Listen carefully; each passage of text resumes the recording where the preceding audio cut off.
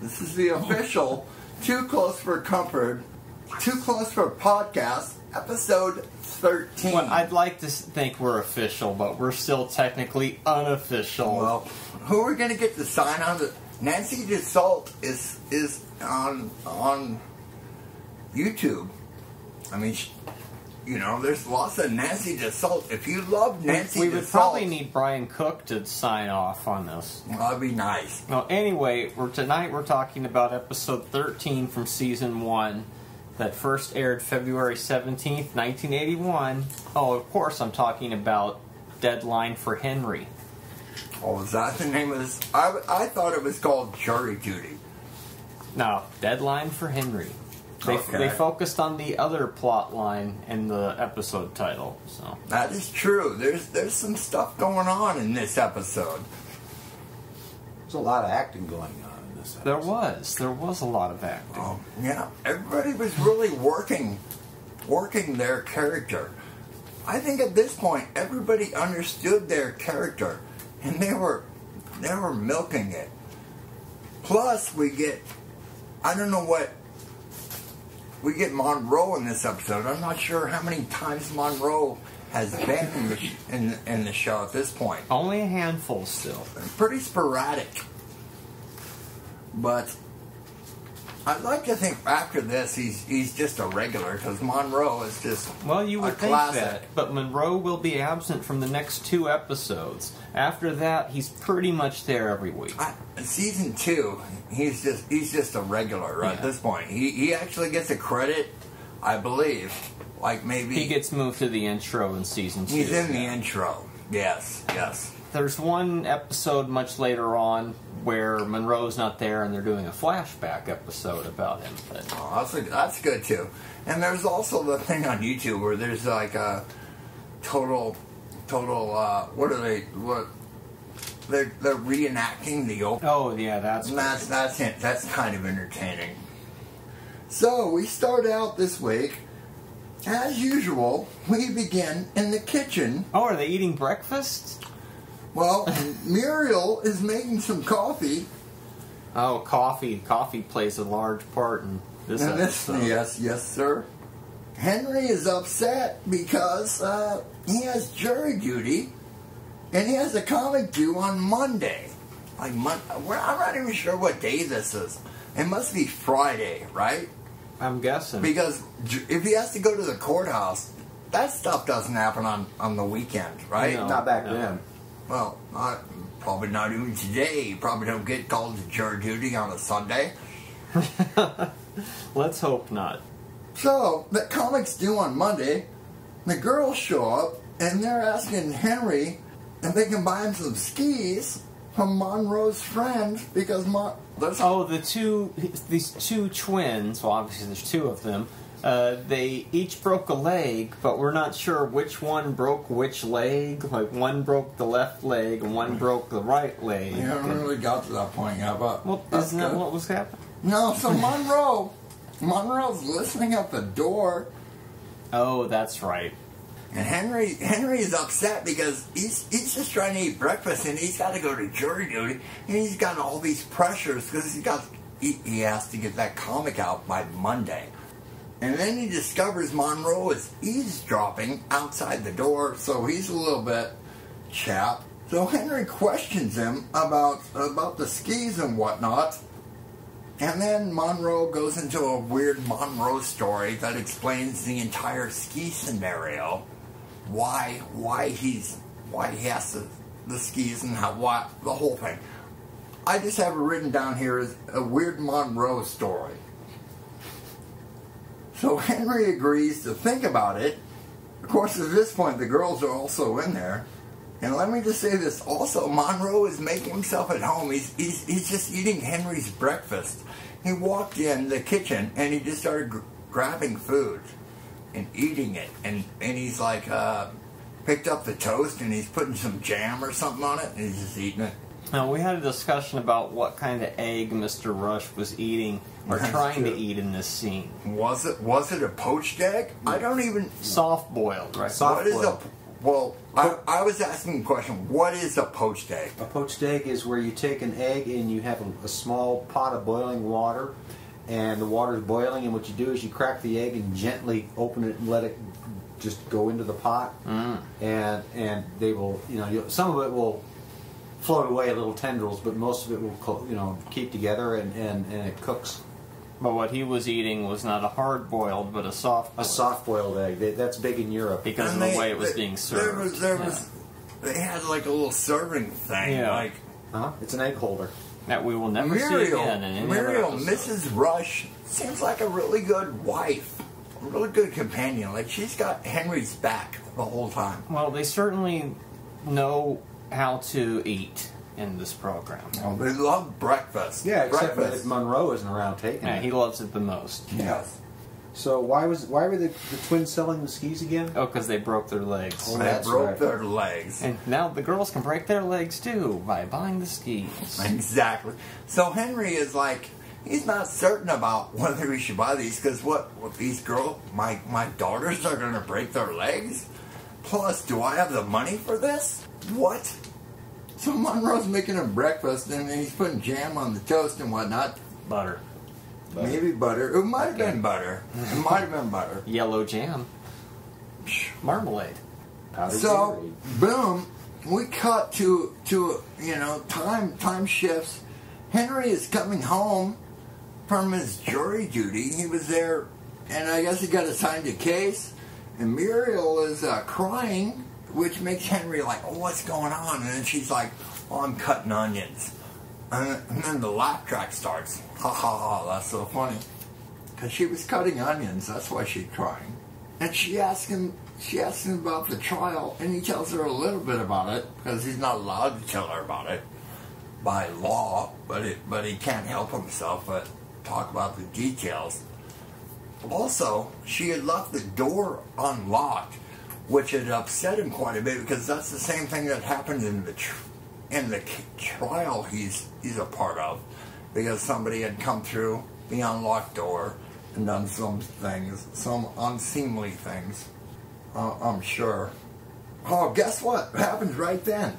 Wainwright shows up. Also, there's a knock on the door, and there's Wainwright with his new chauffeur, 7 foot tall blonde chauffeur. Yeah, his new chauffeur, not the previous chauffeur from whatever episode where we first met Wainwright, but now his new chauffeur called Regis.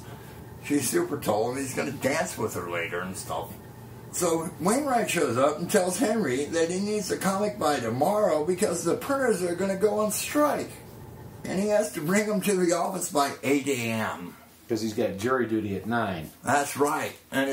So that's going to be really jam him up. That's like, he had told Wainwright, well, I have to do jury duty and I have to be there by 9. Well, that's perfect, Rush, because, just bring him to my office by 8 a.m.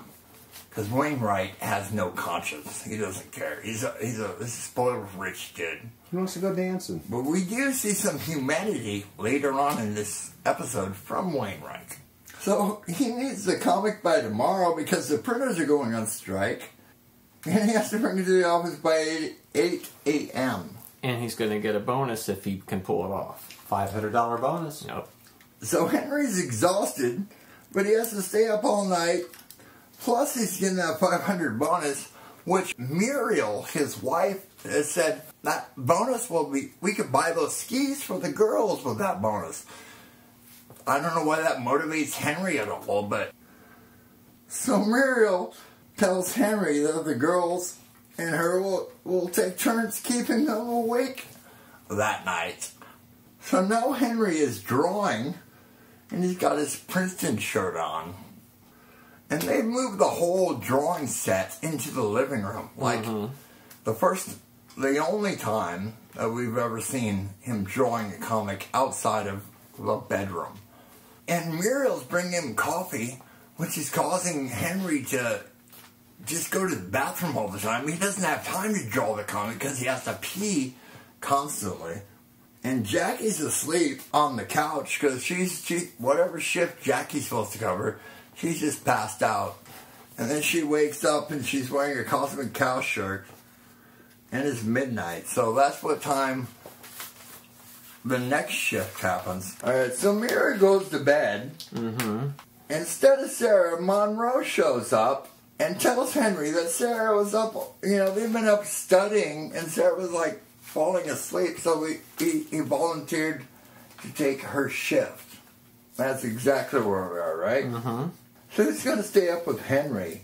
Monroe is studying, so Monroe, his idea of studying, he puts on some headphones. He's got like a boom box. He puts on some headphones, and he starts banging on the table, and he's dancing. Can you describe it? He's going out of control. Monroe's like an obvious distraction to Henry, but he doesn't care. Why don't you jump in and explain this, please? It almost seems like Monroe is doing this stuff to just be a pain in the neck, but that's just classic Monroe bumbling. It's just who he is, right? Mm-hmm. This is why his parents won't talk to him. Monroe's bebopping throughout the house. He goes in the kitchen, grabs a banana, and he's driving Henry, obviously Mr. Rush, insane. And then Henry closes his eyes. He's like resting his eyes. And Monroe, he grabs some water because his job is a vase of flowers that had water in it. Oh, it was a vase of flowers? Yeah. Bunch of like carnations or something. That. But his job, his assignment, is to keep this old man awake, right? So he throws a bunch of water, a vase of water, in his face. Mr. Rush is just rusting my eyes. And then Monroe freaks out and he destroys all the drawings. He smeared him with a rag. He just screwed up everything that he'd been doing for the past how many hours? Yeah, as if it wasn't bad enough just by throwing the water on him. And Monroe quickly dashes out of the place because he doesn't want to get killed by Henry. Yeah. Because at this point, Henry's Mr. Rush, look like his fuse is very thin. And plus, he has no tolerance for Monroe. And that is the end of Act 1. Oh, holy smokes, you're right. You're so correct, sir. Act 2 is the next morning. It's the following morning. And Muriel tells Henry, we gotta hurry up. Because we gotta get that comic into Wainwright, and you gotta get to jury duty.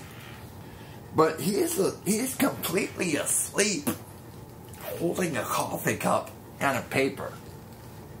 Pretty classic TV comedy situation. He gets up and he staggers into the Muriel's photo lab, because he's just staggering through the kitchen, and you would think it was a closet, but it's not really a closet, but it's her photo lab. Am I on point? Mm-hmm. The girls show up, and they're kind of thanking her for buying the skis, because I guess Muriel spilled the beans that's kind of what the end game was for this whole episode. So the girls show up. They find him sleeping in the photo lab, and they help him out. Mm-hmm. I thought that was a broom closet. Well, no, it's the dark room. That's the dark room. Right off the kitchen is the dark room? Okay. Yeah, now we're in the courtroom. And we learn the judge's name is Samuel Warfield. And the first witness in this case is named, I think, Hugh May Preston. I'm very close to that. Henry falls asleep, and the witness can't articulate her testimony, so she writes it down because she can't say some naughty words. Blank. Exactly, that's what she said. Meet in another room, blankety blank blank. It's all a setup for a joke. It is. Which was set up, which I didn't write down, like he was talking to the girl next to him, and she had said she had like a weird, like, sexual situation with somebody.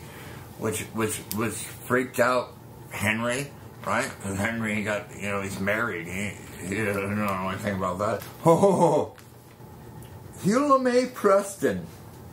Henry falls asleep during the testimony, and Hugh May writes down whatever her attacker said to her, some very provocative words, which she had to write down on a piece of paper, and they passed amongst the jury. So Henry gets this piece of paper, and he wakes him up. And she nudges him she nudges him. He wakes up, so he thinks this is from the girl next to him, and it freaks him out pretty bad. Everybody's telling him, pass the note on. And he just tears the note up and eats it. Yeah, too personal. Because he thinks that the note was from her because he fell asleep. And of course, Muriel noticed the whole thing from the side. So, yeah, now we're no longer in the courtroom at this point, right? We're back at the house, and everybody's laughing at Henry because he'd fallen asleep during the trial. But guess what? And then Wainwright shows up with the bonus, and the printer strike is off. So Mr. Rush didn't have to stay up all night. He didn't have to rush. He didn't have to rush, exactly. Oh, Henry. And he was so upset because he could have slept or something. Well, they got that 500. They can do all sorts of things with that money. Well, the strike was off, but they got but the $500 just went for the skis. Yeah, that's what he does. He got nothing out of it. He turns around and gives the money to. He wants change. He does back. want the change back. Yes. And then we also find out that Wainwright is a very lonely individual. But Henry reflects on the fact that how lonely is this guy when he has billions. That giant chauffeur, the giant chauffeur. Our guest stars tonight were Wainwright, the first actor playing Wainwright, anyways, who seemed to kind of have a conscience. But the second Wainwright, that guy was more of a jerk. But we'll get into that in later episodes. We also met the chauffeur Regis, his chauffeur is now a woman. This is the first time we've ever met her. And we also had a bunch of other extras and guest stars in the courtroom scene. As far as talking about Cosmic Cow, all over the place in this one. There's a Cosmic Cow deadline for the next issue. So apparently we're back to being a comic book again instead of a comic strip. I think it's both. You would think that Henry would take his job a little bit more seriously and have maybe, a few months worth of issues or strips ready to go in case something happened. But writers go on strike? You would think at this rate he's just going to give up cartooning and start a newspaper in a few years or something. Jackie was wearing the Cosmic Cow sweater this episode. That sweater gets around, much like the cow sweater on Roseanne. That's kind of weird now that I think about it. Henry was working in the living room, which I think is a first. That is a first. It might be the only, actually. They moved the whole process to keep him awake.